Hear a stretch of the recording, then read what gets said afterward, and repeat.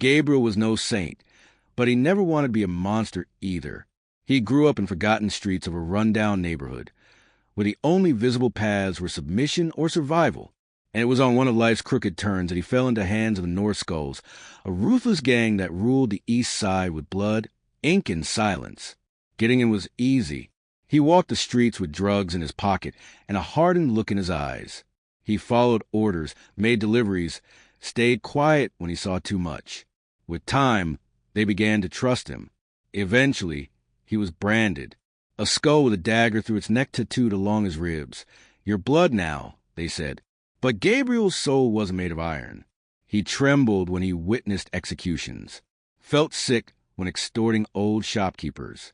He began to question, to drift away, to think about getting out. Who leaves the family, leaves dead. He once heard Aranya, one of the gang's lieutenants, say, "No one left, and those who tried, gone." Everything started to spiral when Gabriel discovered they had used his backpack to hide weapons and drugs before a police raid. He barely escaped arrest. That's when he realized he was disposable. His life meant less to them than a scratched-up pistol. So he decided to run, leave it all behind. On a Friday at dawn with a light backpack and a heavy heart, he snuck out of his mother's house. He didn't tell anyone, just left a note on the table. "I'm not one of them anymore. If they find me, I'm nothing. I love you." He took a bus to another city, slept in bus stations, then in a shelter, tried to get a job, tried to live an invisible life. For a few days, he believed he had made it, but peace is fragile. By the third week, the signs returned. A black car parked for hours outside the shelter. A hooded man trailing him to the market. An anonymous message on his phone. "You really thought we forgot?" Fear returned like a blade to the spine. He went to the police, but hesitated. Reporting the gang would be like signing his own death certificate. Instead, he changed cities again, even farther this time. Rented a room in a crumbling boarding house under a fake name. Tried to erase every trace of his existence. But the past has a scent, and blood, and eyes everywhere. On the night he disappeared, witnesses said they heard someone running by the canal being chased. Muffled shouting, footsteps, a black car speeding away. Hours later, local fishermen found the body of a young man hanging beneath Iron Scrap Bridge, one of the city's most abandoned places. No ID, just a tattoo on his side, barely visible under a torn shirt. The police opened an investigation, but those who knew the tattoo, they already knew the truth. The body was found before sunrise, hung by a thick nylon rope, swaying slightly under the Iron Scrap Bridge. Gabriel's lifeless form was discovered by two fishermen who come early to check their nets. One of them dropped his flashlight the moment he saw it. The local police cordoned off the area by mid-morning. They treated it like a suicide at first. No ID, no wallet, no phone, just a worn hoodie, jeans soaked in canal water, and that eerie silence that death brings. But the medical examiner noticed something strange. The bruising on Gabriel's neck didn't match the fall. His ribs were cracked, knuckles bruised, defensive wounds on his forearms. Someone had fought hard before that noose was ever tightened. Detective Mariana Cruz was assigned the case, a woman known for her instincts and unshakable calm. She studied the crime scene with clinical precision. "This wasn't suicide," she murmured, her eyes fixed on the tattoo partly hidden by his shirt. A skull with a dagger through its neck. Faded but unmistakable. She'd seen that symbol before, back in a 2018 case involving drug distribution in the city's eastern districts. It was tied to the North Skulls. And now, one of their ghosts had resurfaced, dead. In a dark, smoky bar on the edge of the city, whispers started traveling faster than the news. The regulars talked of a boy who betrayed the crew, who left the Brotherhood and thought he could vanish. A man at the corner table, with knuckles scarred like tree bark, sipped his whiskey and muttered to no one in particular. Told him you don't just leave. The name Gabriel surfaced again, and not just in the bars. In a nearby shelter where Gabriel had briefly stayed, a volunteer named Laura remembered him well, polite, quiet, always writing in a torn notebook. He had left suddenly, saying nothing. When Cruz visited, Laura hesitated. But after seeing the photo, her hands trembled. He looked scared, always checking over his shoulder. Cruz left with more questions than answers. But one thing was clear. Gabriel had been running from something very real. And whoever caught him wanted it known. This wasn't personal. It was a message. Meanwhile, deep in a warehouse outside the city limits, Aranya sat in a metal chair, flipping through surveillance photos. He went soft. Someone sat beside him. Started talking to people, asking questions. Aranya didn't respond immediately. He just stared at the final photo. Gabriel walking alone, backpack slung low, staring straight ahead as if time was slipping from him. He forgot who gave him that ink. Aranya finally said. So we reminded him. The younger members around the table nodded, fear mixed with respect. In their world, betrayal wasn't a crime, it was blasphemy. Detective Cruz continued to dig. She found records of Gabriel's mother filing a missing person report, the emotional message she received weeks later that simply read, "Don't look for me. I'm safe." The number had been untraceable. Then came the coroner's final report. Cause of death, asphyxiation. Time of death, between 1 o'clock and 3 a.m. Ligature marks inconsistent with self-infliction. Multiple premortem injuries. It was murder. Now it was official. She pulled a photo from her desk drawer, Gabriel's face before death. Not from a morgue, but a candid picture found on an old phone in the shelter. He was smiling. Tired, but smiling.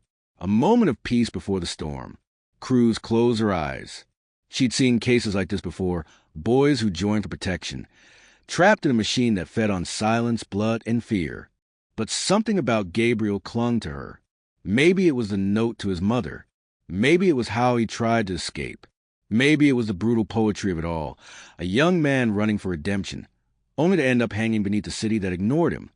By the week's end, a mural appeared near the bridge. No one saw who painted it. A skull with a dagger.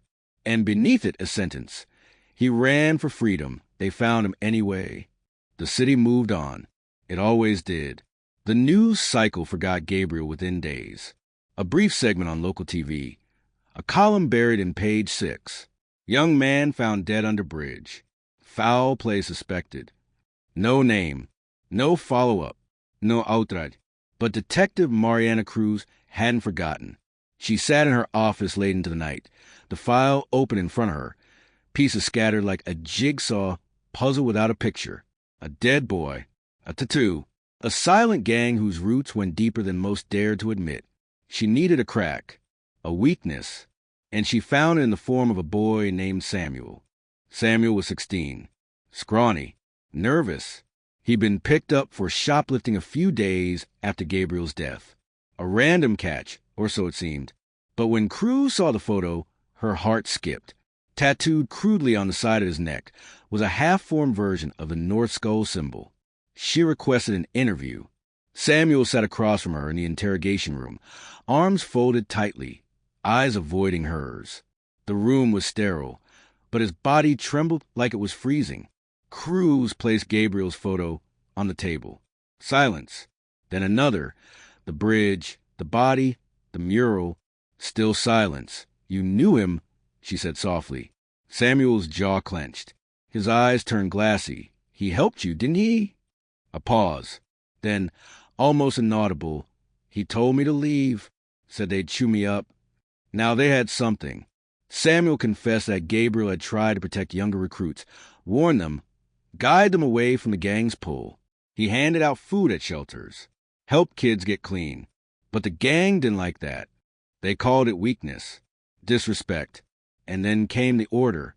Samuel overheard it. A lesson was to be delivered.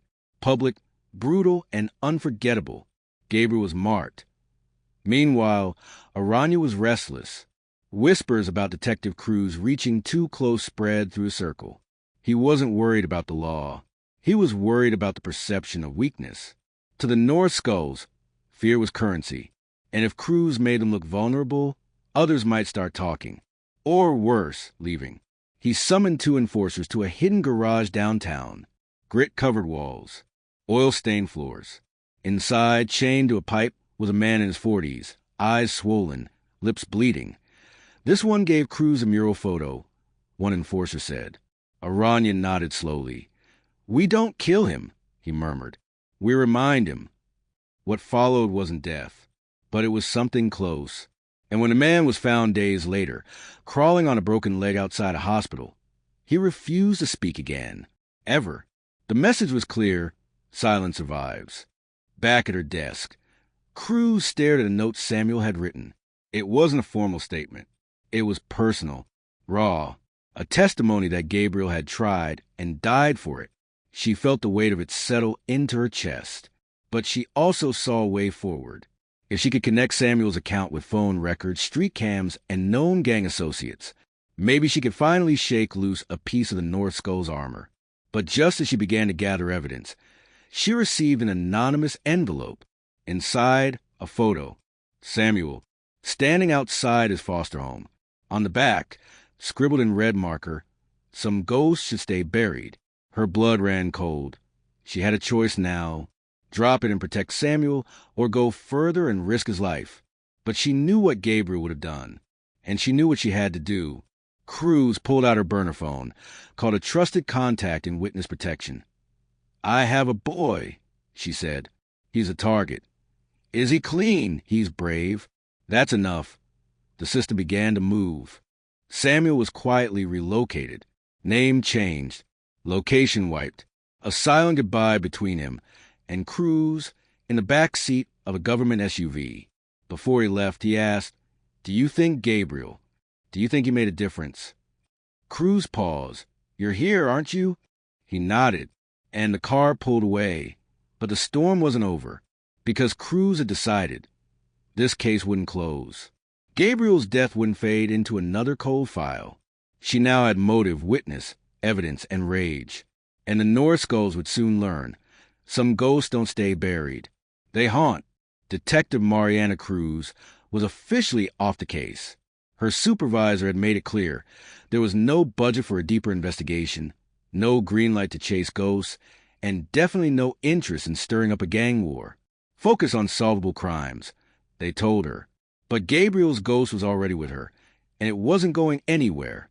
So, off the record, she went to war. The streets weren't quiet. They never were.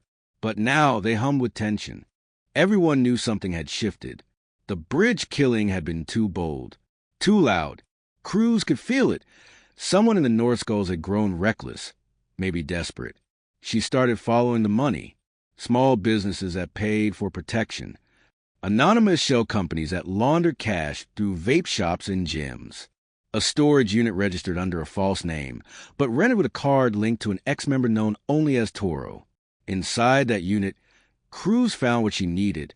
Ledgers, photos, and a burner phone. On it, a message. Cleanup complete. Next target. The cop.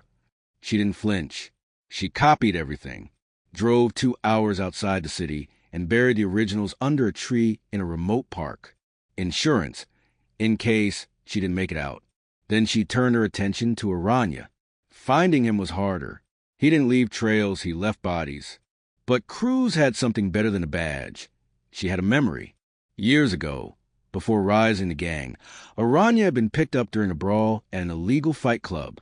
Charges dropped. No witnesses. But the club still existed. So she went back. It was buried beneath a warehouse near the shipyards, where blood soaked the floor and men bet thousands on bare-knuckle violence. Cruz didn't go in as a cop. She went as a fighter. She strapped her badge under her belt, tied her hair back, and registered under a fake name. Veronica. Her first opponent laughed at her. She broke his nose in 40 seconds. After the third fight, they invited her upstairs, where the real money was made, and where Aranya sometimes watched the matches from behind mirrored glass. She had a plan. Get inside, get his face, confirm his presence. Maybe even plant a tracker. But plans don't survive contact with wolves. She didn't see the ambush coming. For men, in a dark hallway. No questions. Just fists. She fought like hell. Broke one's knee. Bit another's ear. Got a knife slashed across her shoulder before they finally pinned her. Then the voice came. Calm. Controlled. Detective Cruz. I thought you were smarter. It was Aranya, leaning against the wall like a man who owned the world. You want to die for some junkie rat who ran from his brothers? Cruz spat blood. Gabriel tried to live. You killed him because he had a soul. Aranya's smile vanished. He broke the code. That's not soul. That's suicide. She waited for the killing blow. But instead, he nodded to his men. Take her phone. Dump her in the street. Next time, we bury her. Cruz woke up in an alley with 2 cracked ribs and a message carved into her jacket. Last warning. She limped home, patched herself up, and poured herself a glass of whiskey with hands that wouldn't stop shaking. But her eyes were steady. They had made a mistake. They let her live. That night, she called her old mentor, a retired cybercrimes agent named Silvio, who owed her a favor. She sent him copies of the burner phone data. Find me a name, a location, anything. Within hours, Silvio had something. A warehouse in the industrial zone. Heat signatures.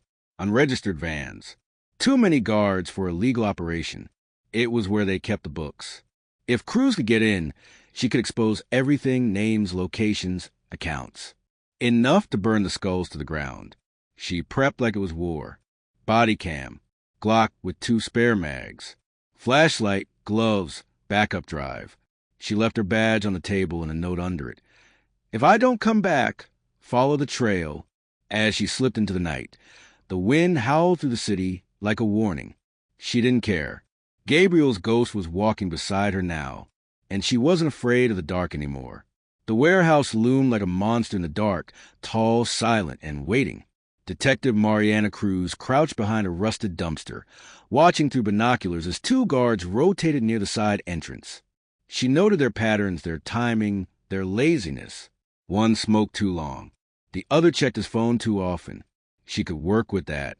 At 2:41 a.m., Cruz slipped through the side fence.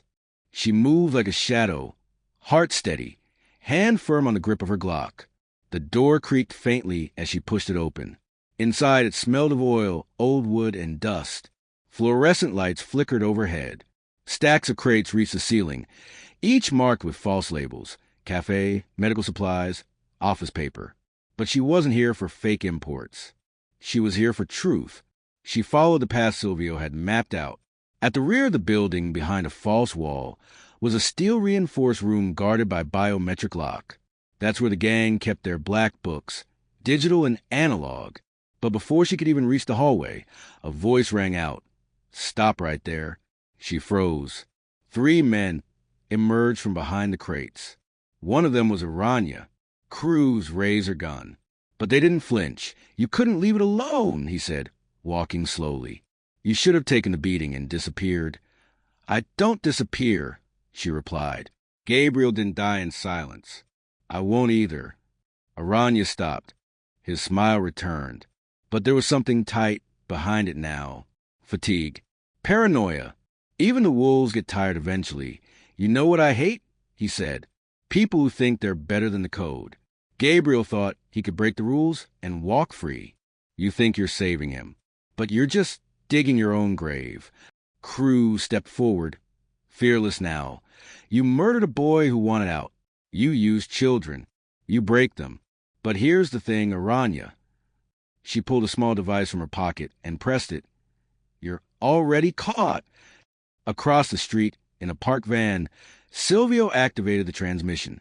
Hidden wireless cameras Cruz planted in the warehouse earlier had streamed everything, names, faces, threats, straight to multiple law enforcement servers. They had it all. Aranya's eyes widened. For the first time, he looked human. You bitch. Gunfire exploded. Cruz dug behind a crate as bullets ripped through the air. She returned fire, hitting one of the enforcers in the leg. Chaos. Shouts. Sparks. The smell of burning metal and blood. She crawled to better cover, popped up, and fired again, this time hitting the second man in the chest. He dropped instantly. Aranya tried to flee toward the back exit. Cruz chased him. They clashed just outside the biometric room. He swung a crowbar. She blocked it with her forearm, pain screaming through her bones. She fired, but he knocked the gun aside. The 2 wrestled, slipping in blood. Finally, she got the upper hand. Fist to jaw, knee to ribs, Then a final blow with the butt of her gun. Aranya collapsed, gasping. Cruz stood over him, blood dripping from her mouth. "You don't bury people like Gabriel," she whispered. "You plant them." She cuffed him with her spare zip ties. Backup arrived minutes later, sirens slicing through the night. It was over. Weeks passed. The North Skulls network unraveled like wet paper. Dozens arrested, accounts frozen, property seized. Aranya was charged with multiple counts of murder, racketeering, child exploitation, and obstruction. But for Cruz, it wasn't about numbers. It was about Gabriel. She attended his memorial service anonymously, standing at the back of a small community center. His mother lit a candle. Others who knew him, kids he protected, volunteers from shelters, spoke in broken voices about a boy who tried to be good in a world that punished goodness. She left before anyone saw her. Outside, near a quiet park, a mural had been painted. Gabriel's face, eyes bright, mouth calm. Behind him, the bridge where he died. Beneath it, a quote, "I ran to live. I died to be free." That night, Cruz returned to the same bridge. She stood where his body had once hung and looked into the void. Then, gently, she set down a white rose. Not for guilt, not for pain, but for peace. Because justice had come. And Gabriel finally could rest